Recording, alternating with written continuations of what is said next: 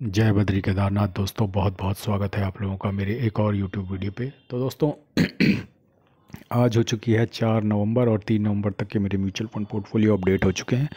दोनों ही पोर्टफोलियो और अपना शेयर्स और ईटीएफ का पोर्टफोलियो मैं वीडियो में आपको दिखाऊंगा। लेकिन चलिए सबसे पहले बात करते हैं इंडिसेस की। तो निफ्टी 50 आज 0.64% की भारी गिरावट के साथ बंद हुआ है। वहीं मिड कैप 50 में भी आज गिरावट देखी गई है 0.51% की। मिड कैप 100 में भी गिरावट देखी गई है 0.42% की। मिड कैप 150 में भी गिरावट देखी गई है 0.36% की।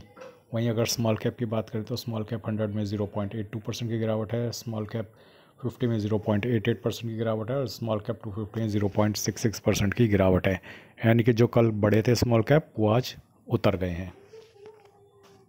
तो ये खेल चल रहा है दोस्तों। और आइए चलते हैं हम अपने FIDI के बाय सेल के डेटा पे। तो FI ने कल 1800 करोड़ की सेलिंग करी थी, आज 1000 करोड़ की सेलिंग करी है। और कल हमारे DI ने 3500 करोड़ की बाइंग करी थी और आज 1200 करोड़ की बाइंग करी है। दोस्तों इससे पहले कि मैं अपने शेयर्स और ETF के पोर्टफोलियो पर जाए, आपकी जानकारी के लिए बता दूं कि मैंने कुछ फ्लिपकार्ट के लिंक्स दे रखे हैं। अगर आप अपने मोबाइल स्क्रीन पर टैप करेंगे तो लेफ्ट साइड बॉटम में आपको प्रोडक्ट कोड करके कुछ दिखेगा, उसके अंदर आपको लिंक मिल जाएंगे फ्लिपकार्ट के, जिसमें मैं तो म्यूचुअल फंड की बुक्स ही दे सकता हूं, तो मैंने दी हैं। लेकिन आप जाके फ्लिपकार्ट से कुछ भी शॉपिंग कर सकते हैं। आप स्वतंत्र हैं और आपके शॉपिंग एक्सपीरियंस पे कोई भी इम्पैक्ट नहीं पड़ेगा। बाकी दोस्तों आज मैंने कुछ शॉपिंग करी है ETFs में। एक शरिया 20 मैंने ख़रीदा है आज, लगभग 1 क्वांटिटी, और HDFC कॉल ETF 9 क्वांटिटी मैंने आज ख़रीदी है। ओवरऑल दोस्तों आज मुझे 1700 रुपये का नॉशनल लॉस हुआ है, लगभग 1% का अपने शेयर्स और ETF के पोर्टफोलियो में। तो मोतीलाल ओसवाल हेल्थ ETF में आज 25 रुपये का नुकसान, निफ्टी क्वालिटी ETF में 31 का, शरिया 20 में 74 का, एलपल 30 ETF में 10 रुपये का, लो वोल्टाइल ETF में 27 का, इरकॉन में 57 का, फार्मा 20 में 31 रुपये का, HDFC कॉल ETF में 58 रुपये का, आपका डिवॉप 20 में 56 रुपये का, सेंसेक्स ETF में 40 रुपये का, FMCG ETF में 34, टॉप 10 ऐड ETF में 60, ITBs 84, जीनस फार में 19 रुपये का मुनाफा। टाटा मोटर पैसेंजर व्हीकल में ज़बरदस्त तोड़ाई हुई है आज, 1000 रुपये का नुकसान, इंडसइंड बैंक में 187 का लॉस। ओवरऑल दोस्तों अभी मेरा पोर्टफोलियो 15,000 के नुकसान में 8.67% का लॉस है। Invested value is 1,82,000, current value of the portfolio is 1,66,000। अगर देखा जाए तो एक बार मैं ऐसा लगा देता हूँ, तो अभी भी सेंसेक्स ETF जो है 2.5% के मुनाफे में चल रहा है, डिवॉप 20 2% के मुनाफे में, निफ्टी क्वालिटी ETF 1% के मुनाफे में, टॉप 10 ऐड ETF भी 1.25% के मुनाफे में, फार्मा 20 भी 1.25% के मुनाफे में, ITBs 1% के मुनाफे में, एलपीएल 30 ETF 0.5% मुनाफे में, FMCG ETF अभी चौथाई मुनाफे में है, शरिया 20 no profit no loss, Motilal Oswal health almost no profit no loss, low volatile ETF 0.5% के नुकसान में आ गया, HDFC कॉल ETF 1% के नुकसान में आ गया, टाटा मोटर पैसेंजर व्हीकल अभी 3200 के नुकसान में है, जीनस पावर 1000 के, इंडसइंड बैंक 8000 के, और इरकॉन अभी भी 3400 के नुकसान में है। तो दोस्तों ये तो थी मेरे शेयर्स और ETF के पोर्टफोलियो की, जहाँ पे आज मेरे पोर्टफोलियो का दबाकर बैंड बजाया गया है रब्बा रब्बा वाला। आइए चलते हैं हम अपने इंड मनी ऐप के म्यूचुअल फंड पोर्टफोलियो में। तो इंड मनी ऐप के म्यूचुअल फंड पोर्टफोलियो में दोस्तों कल मुझे लगभग 3500 रुपये का नोशनल गेन हुआ है। मुनाफा बढ़कर अब 58,000 का हो गया है। 7,96,000 invested value, 8,54,000 current value portfolio की, 7.25% का रिटर्न है। SIP 42,000 की लगी हुई है, जिसमें से 500 रुपये की SIP कंप्लीट हो चुकी है। बहुत कम SIP कंप्लीट हुई है, आई डोंट नो ऐसा क्यों है। 1 तारीख को सैटरडे था, 2 तारीख को संडे था, 3 और 4, हाँ अभी हो जाएगी, समय लगेगा। पराग पारिक में 92 रुपीज़ का कल नोशनल गेन हुआ है और लगभग 6% का मुनाफा है। निपॉन लार्ज कैप में 458 का गेन हुआ है, लगभग 7.25% का मुनाफा है। ICICI लार्ज कैप में 161 का गेन हुआ है, लगभग 7% का मुनाफा है। कोटक मिड कैप में 206 रुपये का गेन हुआ है, लगभग 10% का मुनाफा। एडलवेस स्मॉल कैप में 270 रुपये का गेन हुआ है, लगभग 8.25% का मुनाफा। HDFC मिड कैप में 203 रुपये का गेन हुआ है, लगभग 10.5% का मुनाफा है। Bank of India small cap में 227 रुपये का गेन हुआ है, लगभग 7.25% का मुनाफा है।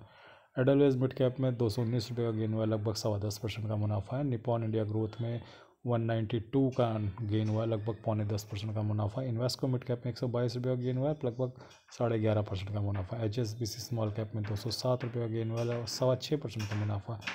Invesco India large and mid में 131 रुपये का गेन हुआ, लगभग 10% का मुनाफा। बंधन लार्ज एंड मिड में 137 रुपये का गेन हुआ, लगभग 9.5% का मुनाफा। मोतीलाल ओसवाल मिड कैप में 52 रुपये का गेन हुआ, लगभग 6.25% का मुनाफा। कोटक स्मॉल कैप में 218 रुपये का गेन हुआ, लगभग 6% का मुनाफा।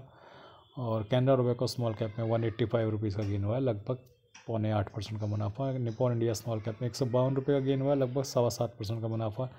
SBI स्मॉल कैप में 121 रुपये का गेन हुआ, लगभग 6.25% का मुनाफा। GM फ्लेक्सी कैप में लगभग 95 रुपीज़ का गेन हुआ, लगभग 4.5% का मुनाफा। टाटा स्मॉल कैप में 77 रुपीज़ का गेन हुआ, लगभग 3.5% का मुनाफा। जियो ब्लैक रॉक फ्लेक्सी कैप में लगभग 7 रुपये का गेन हुआ, लगभग 1% के मुनाफे में है ये म्यूचुअल फंड। तो आज कौन कौन सी मेरी SIP कटी है एक बार देख लेते हैं।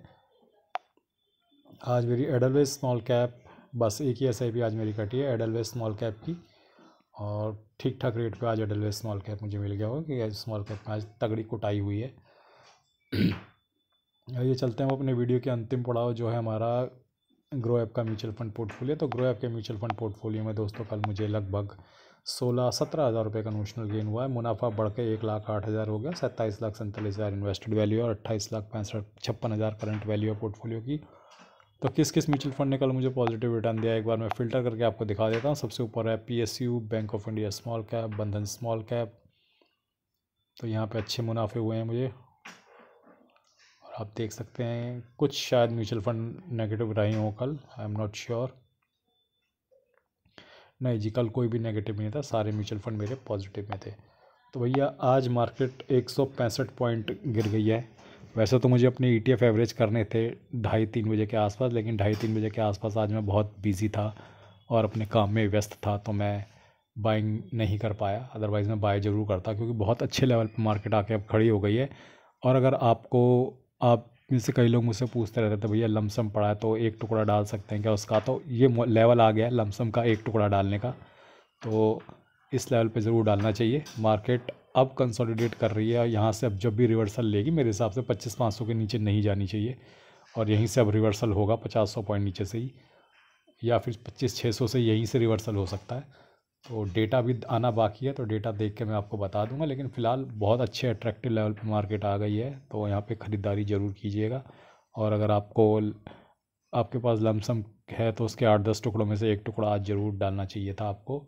और क्योंकि मार्केट बहुत ज़्यादा डिप मैं यहाँ से नहीं देख रहा हूँ मार्केट का, और समय समय पे आपको थोड़ी थोड़ी इन्वेस्टमेंट करते रहनी चाहिए। जैसे आप ETF वगैरह में मैं लगातार इन्वेस्टमेंट कर रहा हूँ। आज भी मैंने ख़रीदारी कर ली थी सुबह, लेकिन सेकंड हाफ में मैं मीटिंग्स में इतना बिजी रहा कि मेरे को व्यस्तता के कारण समय ही नहीं मिला। होपफुली कल सुबह अगर मुझे इस लेवल पे मार्केट मिलती है या थोड़ा बहुत नीचे मिलती है तो मैं ज़रूर कल बाइंग करूँगा सुबह सुबह ही। और लेकिन कल तो गुरु नानक बर्थडे के उपलक्ष्य में शायद छुट्टी है, मुझे आई एम नॉट 100% श्योर। एक बार चेक करना पड़ेगा कि शेयर बाज़ार कल बंद है नहीं। तो जो भी लोग गुरु नानक देव जी का जन्म दिवस कल मनाने वाले हैं उनको बहुत बहुत शुभकामनाएं, खासकर हमारे सिख भाइयों को। और भगवान करे कि आपका दिन, त्यौहार और साल बहुत ही शुभ हो। आज के लिए बस इतना ही। धन्यवाद। Good bye. जय बद्री केदार।